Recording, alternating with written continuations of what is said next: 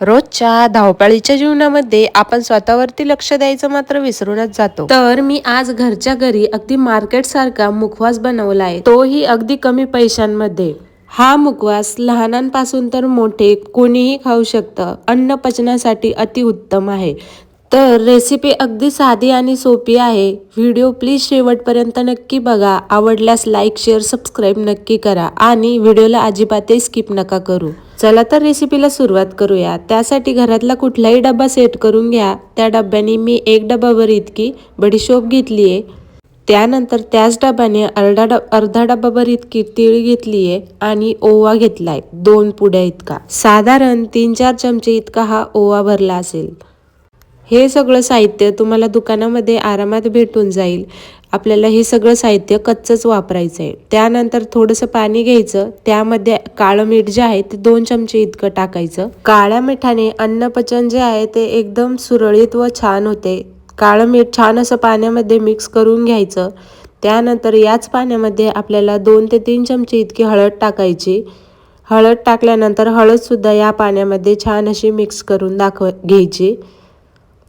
त्यानंतर बडीशोप, तीळ आणि ओवा घ्यायचा व यामध्ये आपल्याला हळदीचं व मिठाचं पाणी जे केलंय ते यामध्ये थोडं थोडं करून टाकायचं, म्हणजे बडीशोप, तीळ, ओवा जो आहे तो या पाण्यामध्ये व्यवस्थित असा भिजला जाईल इतपत आपल्याला हे पाणी जे आहे ते व्यवस्थित मापामध्ये हे बडीशोप, तीळ व ओव्यामध्ये टाकून द्यायचं।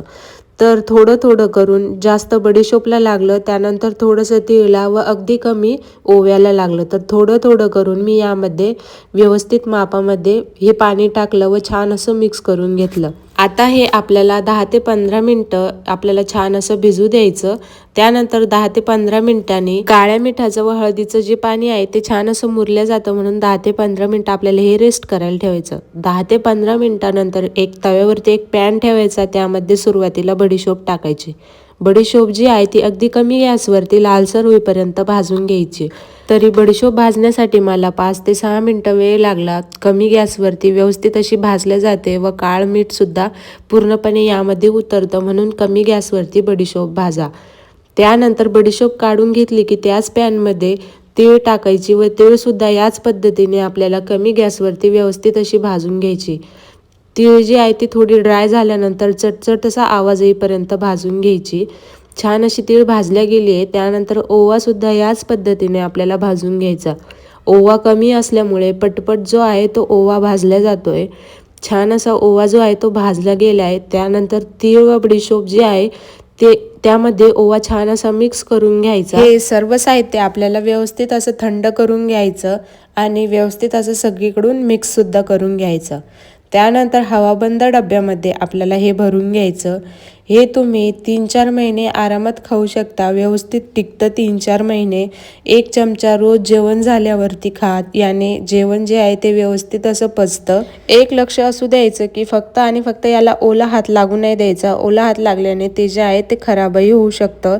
छान असं काचेच्या डब्यामध्ये भरून ठेवा। तर मी इथे एक काचेची बरणी जी आहे ती घेतली होती, ती स्वच्छ धुवून व कोरडी करून यामध्ये भरून ठेवलं। जर तुम्हाला आजचा व्हिडिओ आवडला असेल तर व्हिडिओला लाईक करा, चॅनलला नक्की सबस्क्राईब करा। भेटूयात पुढच्या व्हिडिओमध्ये।